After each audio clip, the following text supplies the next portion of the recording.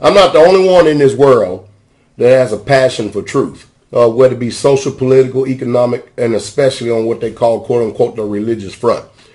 But I tell you, when you listen to the truth that is being brought forth by this white man over in London in reference to the injustices that is going on in Palestine, and the truth that this man is putting out, you see, that's one thing about it.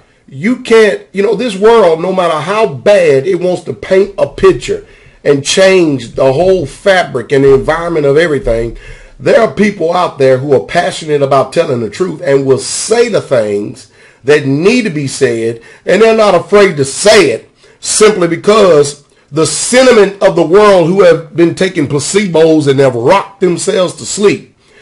This guy is not putting up with it. This guy has got a chance to get on a TV camera. Now, I promise you, number one, they'd have cut to a commercial break. Number one, he don't fit the bill as far as the outward looks, and they would never let him on Fox News, CNN, ABC here in America. Guaranteed, bar none. That's the reason why I keep talking to you alternative news sources. This guy's passionate.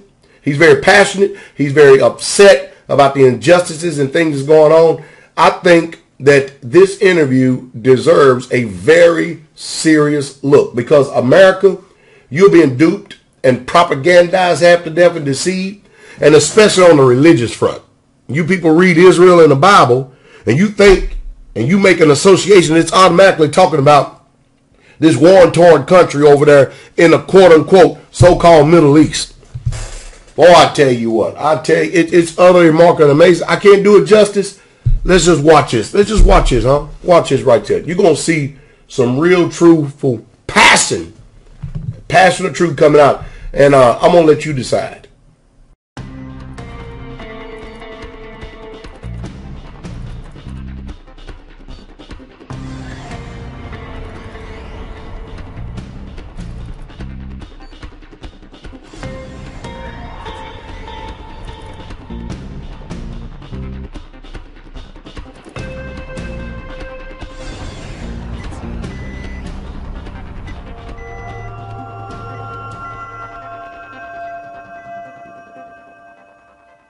Israel's decision to build new settler units on occupied land is a fatal blow to peace, says the UN. Pure vengeance against Palestinians, says one country, and intentionally meant to prevent peace, says another. With Britain, France and Sweden summoning the Israeli ambassadors, pressure is mounting on Israel. But is there a serious international attempt against what's been called illegal for years and years, but has never been stopped? This is News Analysis. Israel expands its illegal settlements in occupied Palestinian territories to exact revenge for the recognition of Palestine as an observer member state at the United Nations. Tel Aviv has come under fire over the issue. This time its European backers are criticizing it by what apparently seems to be an unprecedented move.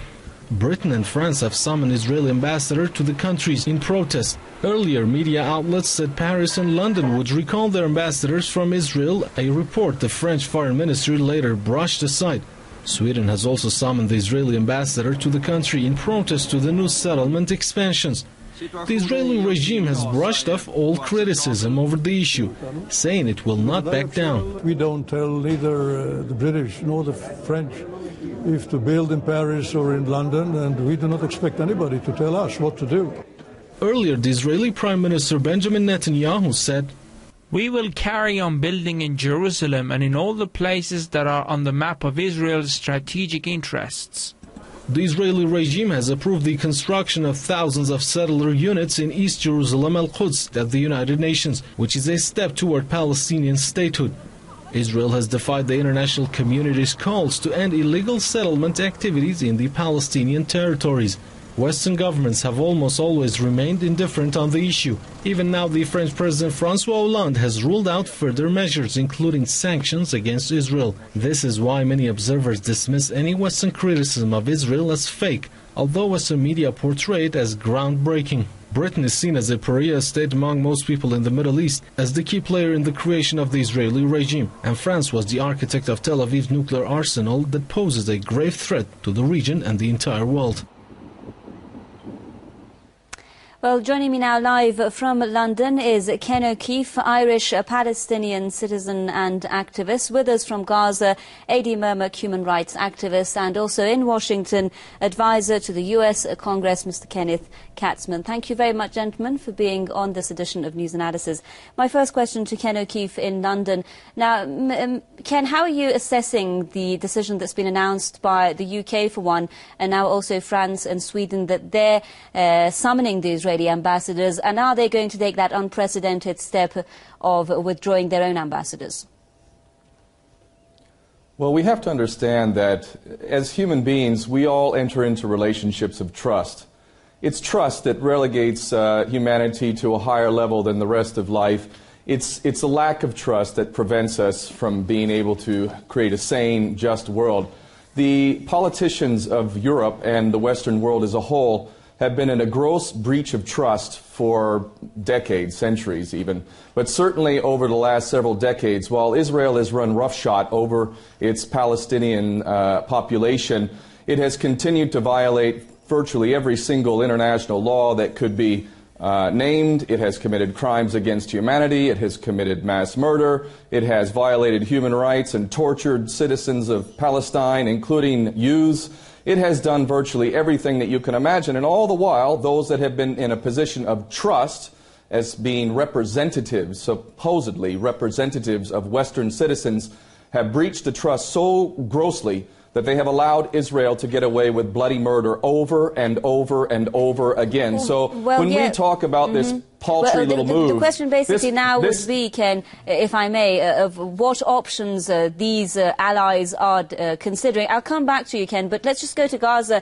Adi Murmuk, what do you think are the options, Adi, that are being discussed now when the British Foreign Office says that we're waiting for those discussions before we take any further action? Well, I mean, certainly I couldn't agree more that it's a long time coming before any kind of action is taken at all. In truth, what would have happened to Israel long ago, having violated more United Nations resolutions than any other state, having clearly ethnically cleansed over half the Palestinian population initially, not to mention the slow-motion ethnic cleansing that has continued ever since, and of course the violating the Geneva Conventions and general ideas of rights to homes, right to security, right to religion, right to congregate, and of course right to see your own brethren by populating Palestinian land. And it's to the extent now that the settlers in the West Bank and East Jerusalem is over 600,000, and these are all obviously illegal even by international law, let alone any ideas of how wrong it is to take another people's land and populate it with a perceived other ethnic group. So this is obviously crimes against humanity. These actions being taken now are possibly a sign, slowly, that the international community is getting fed up with Israel, with the fact that actually Israel is creating more enemies than friends. The very controversial aspect of this plan that's been announced, I'll put this question to our guest in Washington, Mr. Katzman, is the E1 zone, which basically would divide the West Bank from East Jerusalem al-Quds. And that, reports are telling us, is what exactly the US has been opposed to. So basically now that they have announced that plans, is Israel slapping Washington in the face? Hi. First, let me say, as usual, I'm speaking totally personal capacity on this show, not representing Congress or any organization. But I think we have the basic problem, I think, is there are not negotiations going on between the Palestinians and the Israelis. There was a time when there were negotiations. The two sides even got close to a solution and didn't, in the end, achieve a solution. The United States, yes, is somewhat frustrated that perhaps Prime Minister Netanyahu doesn't seem to be making any new proposals or want to really engage on the issue that much. Yes, that's been a frustration to the United States, but The United States is also frustrated that the Palestinians went ahead and were seeking recognition as a state before there's a negotiated solution. And the U.S. is very frustrated also that Hamas, which is in control in Gaza, continues to refuse to recognize Israel's right to exist and will not in any way believes that all the refugees have the right of return, etc., etc. They are not where President Abbas is, Mahmoud Abbas, which is he's willing to have a two-state solution. He's willing to give ground on certain issues. So that's the frustration. So basically you're saying here that Washington is frustrated with the decisions that are being made by Benjamin Netanyahu. Let's just go back to London. Ken O'Keefe, would you say that this frustration is actually going to lead Washington to take action, however, on the ground, when we are hearing the UN chief saying that this is illegal, that it's a fatal blow to peace, when we are seeing all these countries voicing their opposition? What type of action do you think is going to follow this frustration? Well, first off, I have to say I believe Mr. Katzman would be an excellent spokesperson for the State Department, so he may not be representing them in an official capacity, but what he has just said is effectively the same old dribble that has been talked about from the U.S. government over and over again. The negotiations are a farce, and all of us know that. There is no negotiation between two people or two entities in which one is extremely powerful, backed by the most powerful nation in the world, heavily armed, able to get away with bloody murder over and over again, and virtually does everything it wants. It treats the Palestinians as subhumans. And ultimately, that is the position of the Palestinian negotiation team. And never mind the fact that the Palestinian negotiation team has things like its taxes withheld if it doesn't toe the line and do exactly what a good little subhuman is supposed to do. Effectively, this is a ruse, and we all know it, those of us who are paying attention. And ultimately, the only thing that's ever going to make any difference is when the world actually holds their so-called politicians and representatives to account, because once again, they have breached our trust. You ask me what the EU can do?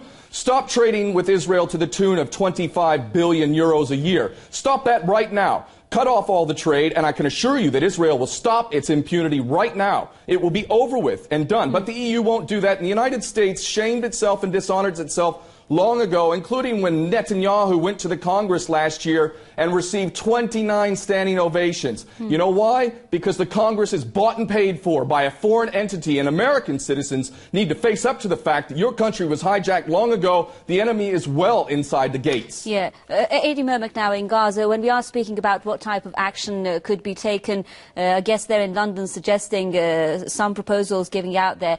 Basically, what are the expectations as someone who's in Gaza himself of the Palestinian people now that we are seeing these settlements? What kind of action do they expect the European Union, even Israel's allies, basically to take? Well, most Palestinians can't conceive as to why on earth the international community has been supporting what Israel has been doing for so long, why the international media has been reporting about Israelis running for cover when it was the Palestinians that have just lost 170 people, including 36 children, over the past couple of weeks with the bombardment of Palestine, not to mention the 1,200 that are injured, many of which we visited are still in the hospitals.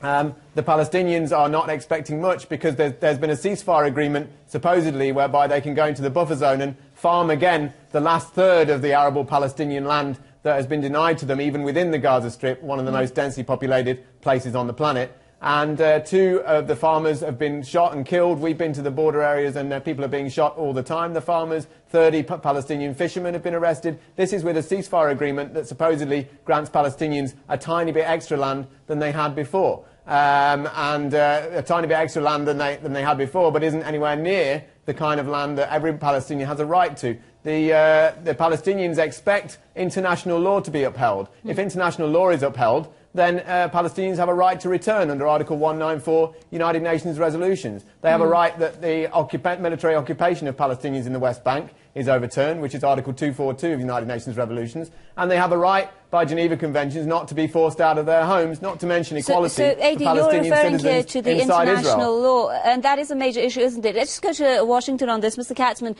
what critics are saying is that it's the United States that's standing in the way of this international law to be applied when it comes to Israel. For instance, we have Hillary Clinton saying that these settlements are counterproductive, but when President Obama tells, for instance, AIPAC that Jerusalem is the undivided capital of Israel, how can these oppositions to settlements be viewed seriously by the United States?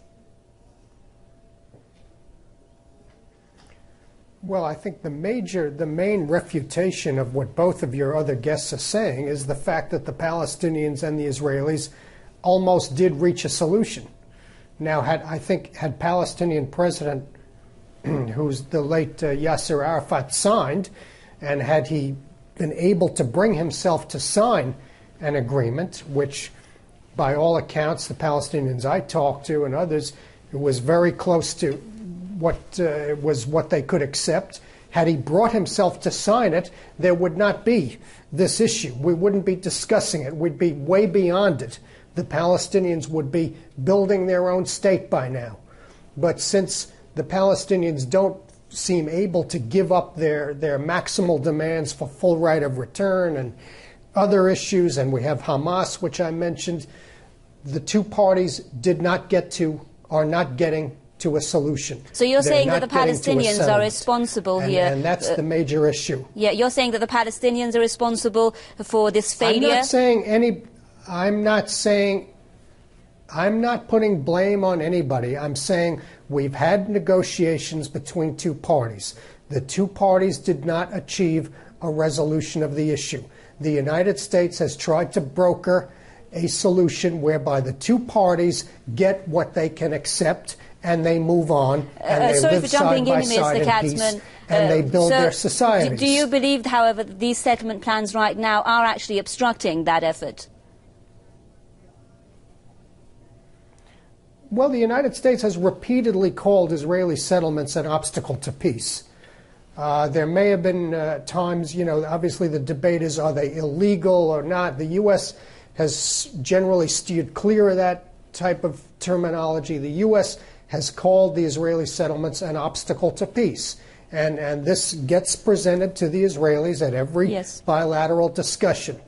But the bigger issue, as I'm saying, is the U.S. wants to get these two parties back to where they can reach a solution and move on. All right. Ken O'Keefe in London, let's see what you think is the obstacle, basically, to peace to be reached. Now, Netanyahu has said in the face of these pressures that Israel will carry on building in Jerusalem and in all the places on the map of Israel's strategic interests.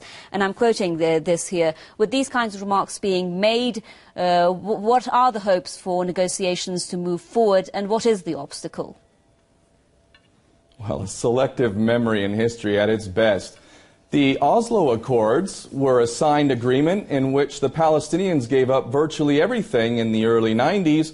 And what did the Israelis do? Well, they did what they do best, lie and violate the agreements, just like the Americans did against the Native Americans in the 1800s. I think the Israelis were about 100 years too late. They could have gotten away with this sort of stuff back in the 1800s, but here we are in the 21st century, and they're still treating the Palestinians as if they were non-human, subhuman. You know, it makes me think about Malcolm X. When Malcolm X's family was parceled off and his mother was taken away from all the kids, and Malcolm went to a little school with a white teacher, and he was the only black kid in the class. And when he told that teacher that he wanted to be a lawyer, the teacher told him to be a good nigger and to know his place and get a real job like a janitor or something like that, which was appropriate for a nigger. And that's exactly the way the Jews in Israel have treated the Palestinians for decades. How is it possible to be able to negotiate with somebody and actually live peacefully in a just environment when you're dealing with that kind of racism? And let's be honest about it here.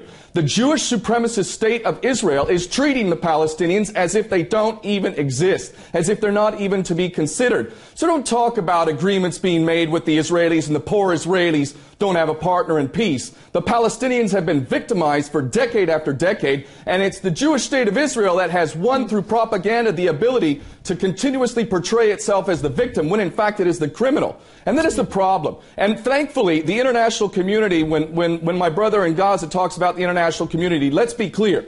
The international community, the true one, is totally different from the politicians who are nothing more than puppets who have breached their position of trust. The international community has long since been sick of U.S. imperialism and Israeli racism. Well, to Gaza now, Adi Murmuk, what's being described as the balanced solution from the likes of the United States and those who support Israel is that a two-state solution should be followed based on the 1967 borders. But critics of that plan say that Israel is not even interested in a two-state solution. Now, is that what you're thinking there in the Palestinian territories? Netanyahu described himself what he thought is the two-state solution or what a Palestinian state would be. He called it chicken pieces. That's his own description. He said that his own approach to the Oslo Accords, and he's said this, and it's on record, that his approach to the Oslo Accord was to destroy them as much as possible so Palestine couldn't get a state. Likud party, the party of Netanyahu, has said that there would never be a Palestinian state in their charter. So all of these points are that Israel would not want a Palestinian state. And all of the actions that they've taken by populating Palestine and any kind of future Palestinian state, which remember is 20% of historical Palestine, have obviously destroyed the hope of that. Now, a South African journalist who recently went to Palestine said that the two-state solution to her looks like apartheid South Africa. And indeed, it was the South Africans, the ANC, who refused by any notion to accept a normalisation of the Bantustans that they were put through. So all of these solutions being put forward now are Bantustans and cantons of which Palestinians will be, it will legitimise some kind of chicken pieces that Netanyahu was talking about. My thoughts are on the two-state solution that Israel has actually killed the two-state solution itself, and anyone who sees the maps now and the tiny areas of Palestinian land that are left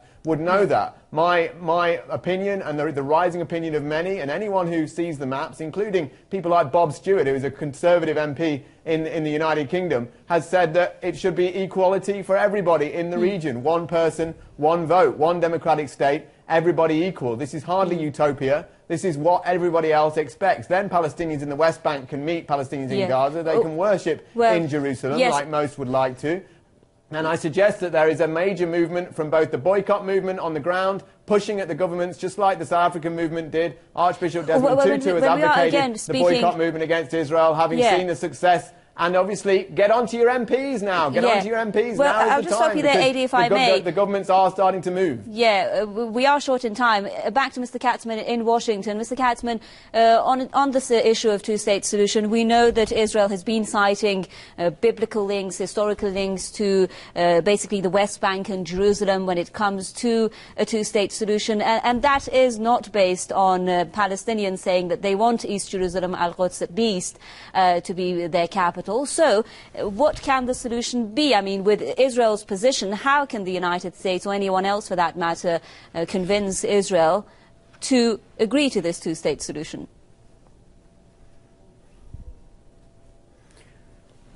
Again, the two parties came very close to reaching an agreement that they both accept, including the situation in Jerusalem that you've asked me about. Now, the U.S. approach has basically been to tell Israel, we understand that you are reluctant to make peace with the Palestinians because you have security concerns.